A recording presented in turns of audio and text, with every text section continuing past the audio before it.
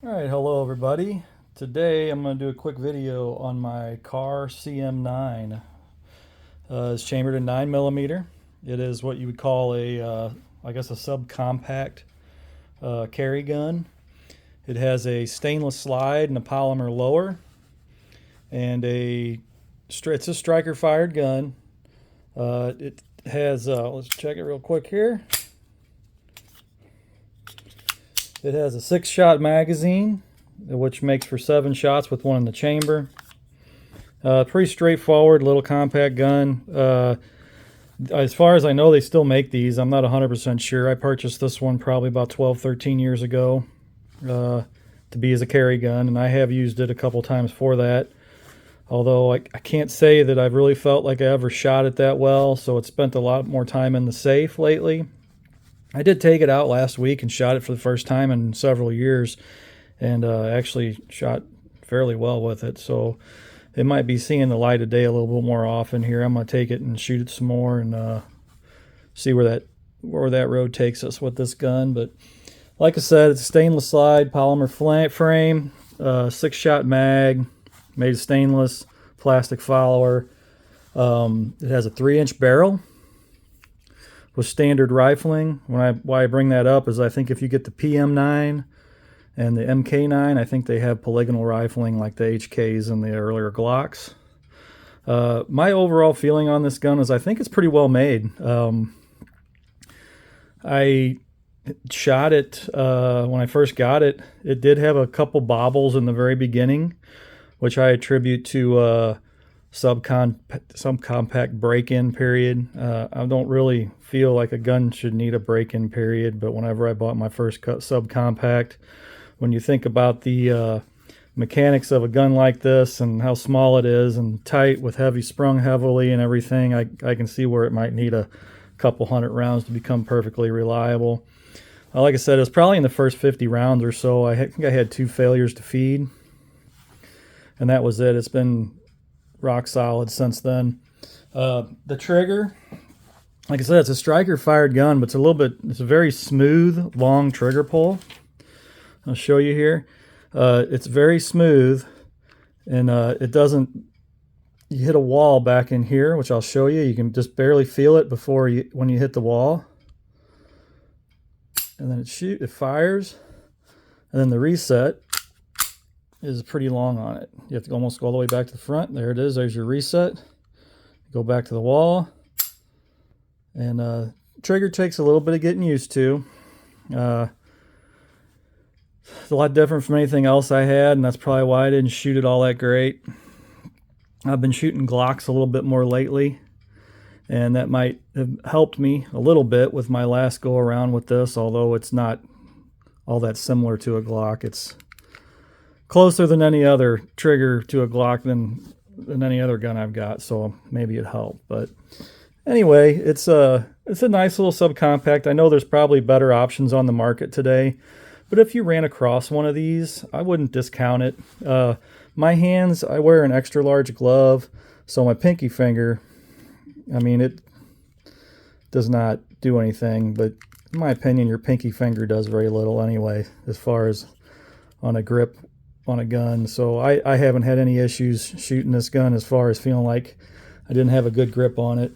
I will say that the grip texture on the front in particular and on the back is a little aggressive. So I think when I first got it, it was bothering my hand a little bit, and I put a bicycle inner tube around it, and it helped quite a bit. I ended up giving that to somebody else that needed it worse than I did, and I've shot it here recently without it, and I've been fine. So anyway, the sights, these come with just standard dot the eye sights, like a earlier SIG, which are fine, really good sight picture. I like it for, daytime shooting range and whatnot.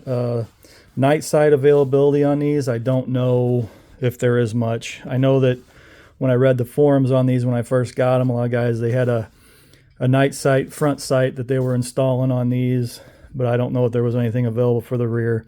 I have not looked that up or looked into it in a long time, so that's probably dated information. Like I talked about the reliability already. As much as I've shot through it and not had any bobbles lately, I feel like the gun is reliable now. If you buy one of these and it's new or like new condition, I would expect to have a few failures in the first 100 rounds. In my opinion, if you have any failures after 100 rounds on a gun like this or any subcompact with your carry ammo, you probably shouldn't be carrying it. But I feel comfortable carrying this if I had to again. Just make sure you test it with the ammo you're going to be carrying it extensively. Pros, you know, the size, it's nice and small but big enough where you feel like you got a decent grip on it. I know they make PM, I can't remember what the model is. It's a little bit longer, probably a little bit, get more grip on it. But this gun is fine. The trigger, I think it's got a good trigger. It's just different and takes getting used to. I'm not going to say anything negative about it other than the fact that it's different, you know. Just it's got long travel, long reset. You can feel a slight wall when it gets ready to break, so you can pre-stage it. And then when if you just run a smooth trigger pull all the way back, when you hit that wall, it doesn't affect your sight placement at all. It's pretty small wall, just enough there where you can feel it. The cons, you know, like I said, the grip texture, which that can be easily remedied. You can sand it down a little bit or put bicycle inner tube on it or whatever. Talked about the sight availability. Wasn't that great when I bought it. Don't know what it's like now. The gun only came with one mag. That was another con that I felt. They didn't cost all that much when I bought it. I think I paid $360 for it. I wish it would have come with one extra mag. I mean, other than that, that was the only gripe I had when I bought it. These things are $30. I don't know. To me, they're not worth $30. But I'll also say I don't know if it's still a problem these days. But the follower would break on these, and you can tell this is supposed to be covered in here. That little tab broke off. I was reading about it happening a lot on the forums. It wasn't uncommon. The majority consensus at the time was it doesn't hurt nothing, don't worry about it, and I've been shooting it that way since, and it hasn't seemed to bother anything. So, but do keep that in mind. If you buy a mag or have one of these and the follower breaks on it, the little front piece, yeah, that's par for the course, but it doesn't seem to have any detrimental effects on the function of the gun, so I guess that's not too bad.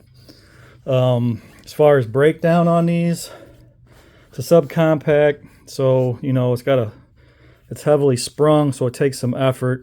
But basically, this notch here, you need to slide this back until you reach right about there on the slide stop, and you'll see a window open, and the piece of the slide stop will slide out at that point. You push the slide stop out with your finger from the other side, like I just did, then you can pull the slide stop out. And then that's all the gun has to be, trigger has to be pulled like a Glock. There we go. The slide comes right off. It does have a dual spring recoil spring in it, which is kind of nice. Of course, probably needed it for this design of this gun, being a subcompact and the short action of it. The barrel just slides out like that. Pretty simple, straightforward. Put it back together. And these are kind of hard because they're heavily sprung. They're hard to get in the right spot to get the stuff inserted and taken out. But basically, you put everything back together like so. Get on your frame rails.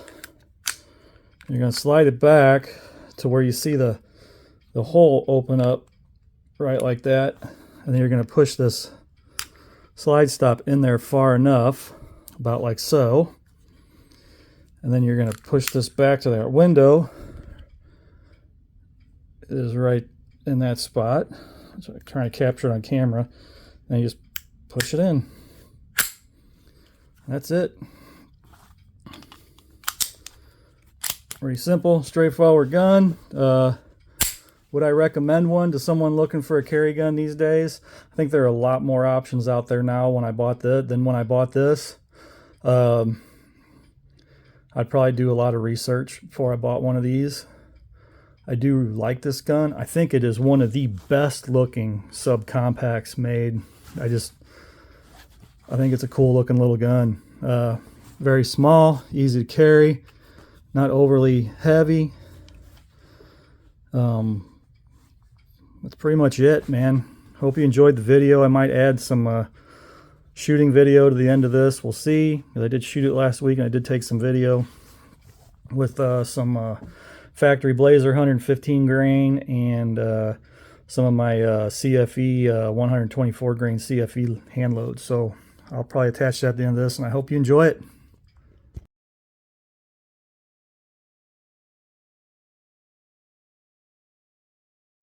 Alright, I happened to bring my little Kahr CM9. I'm going to run some 115 grain Blazer through it just to see how she shoots. It's been forever since I've shot this. I've never shot it well. We're going to give it a try. Give her another chance. Like I said, I got the Blazer CCI, 115 grain.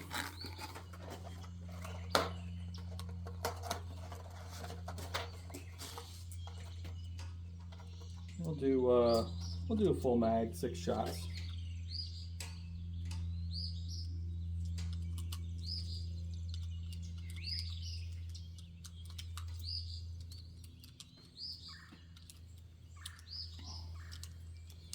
See if I can even hit paper with this thing.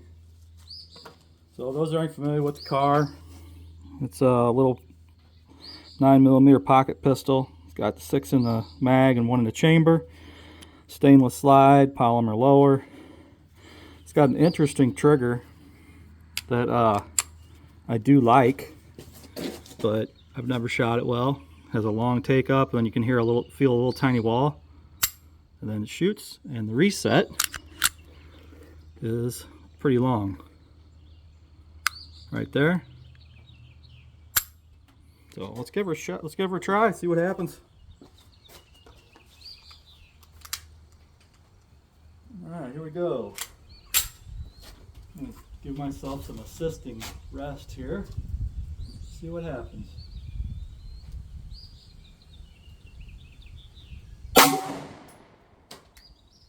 $10.47. $10.78.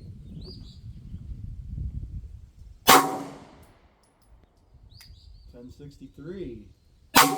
Whoa. I pulled that one pretty bad. That was $10.51. That was all on me. That one went high. $10.48.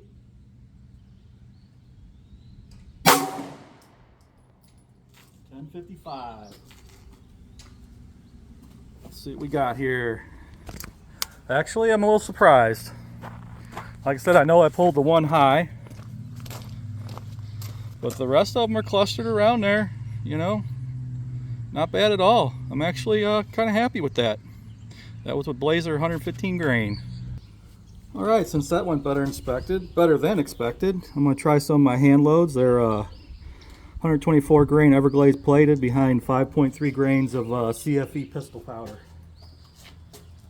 I know in my full-size Glocks, they run around 1140. See what they do in the little Kahr.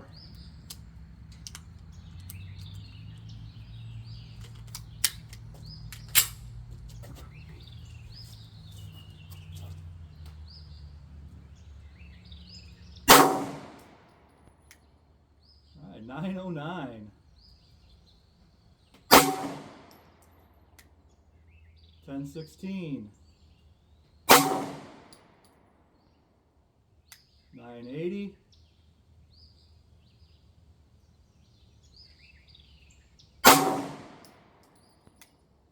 980. Pulled that one. 960. I think I probably pulled that one too, unless the groups are just touching. That was 1021.